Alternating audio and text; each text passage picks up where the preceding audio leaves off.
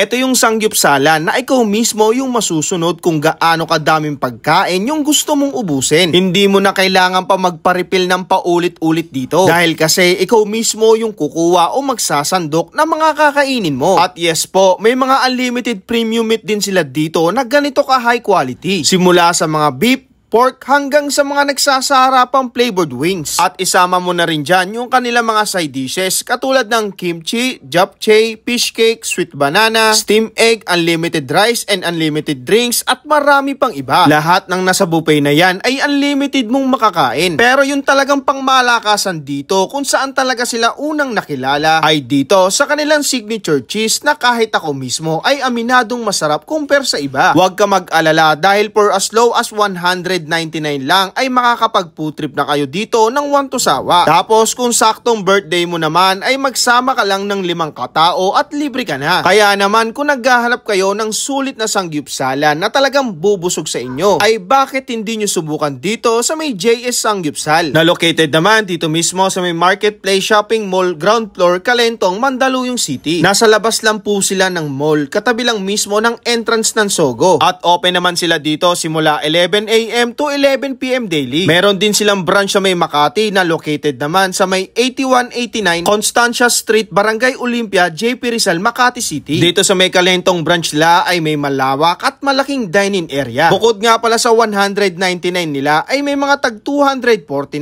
299, 399 naman sila na depende sa gusto nyong kadaming set na kasama. Pero kung trip nyo naman natikman lahat ay dito na kayo sa kanilang 549.